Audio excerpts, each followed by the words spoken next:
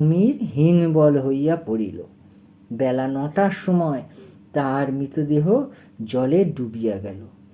তখন অতি কষ্টে তাহাকে আমরা টানিয়া ওপরে তুলিলাম। বড় বড় ছোড়া বড় বড় কাস্তে আনিয়া তাহার পেট চিরিতে চেষ্টা করিলাম, কিন্তু সে রাক্ষসী কুমিরের পেট অতি কঠিন ছিল। আমাদের সমুদয় অস্ত্র ভাঙিয়া গেল। অবশেষে করাত আনাইয়া করাতের দ্বারা তাহার উদর কাটাইলাম, কিন্তু পেট চিরিয়া তাহার পেটের ভিতর যাহা দেখিলাম তাহা দেখিয়েই আমার চক্ষু স্থির। লম্বোদর জিজ্ঞাসা করল, কি দেখিলে? শঙ্কর ঘোষ জিজ্ঞাসা করল, কি দেখিলে? অন্যান্যগণ শ্রোতাগণ জিজ্ঞাসা করল, কি দেখিলে? ডমরুধর বলিলেন, কি বলিব ভাই, আর দুঃখের কথা।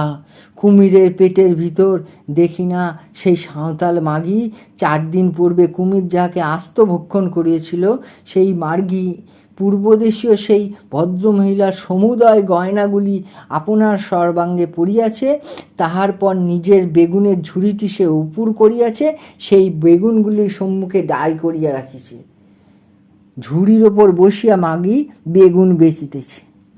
শঙ্কর ঘোষ বিস্মিত হইয়া জিজ্ঞাসা করল, কুমিরের পেটের ভিতর ঝুড়ির ওপর বসিয়া সে বেগুন বেচিতেছিল?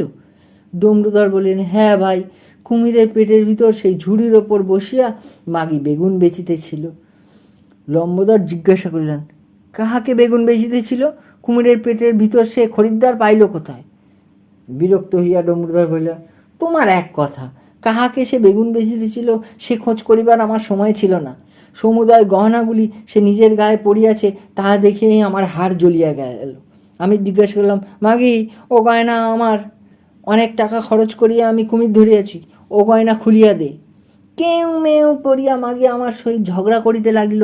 তাহার পর তাহার পুত্রগণ ও তাহার জাতি ভাইগণ কাঁসবার ও লাঠি সোটা লইয়া আমাকে মারিতে দৌড়ল। আমার প্রজাগণ কেহই আমার পক্ষ লইল না, সুতরাং আমাকে চুপ করিয়া থাকিতে হইল। সাঁওতালগণ সে মাগিকে ঘরে লইয়া গেল। দিন কয়েক শুকর মারিয়া ও মদ খাইয়া তাহারা আমোদ প্রমোদ করিল। পূর্বদেশে সে মহিলার একখানি গহনাও আমি পাইলাম না। মনে মনে ভাবিলাম যে কপালে পুরুষের ভাগ্য সকল সময় প্রসন্ন হয় না। লম্বোদর বলিলেন, এত আজগুবি গল্প তুমি কোথায় পাও বলো দেখি?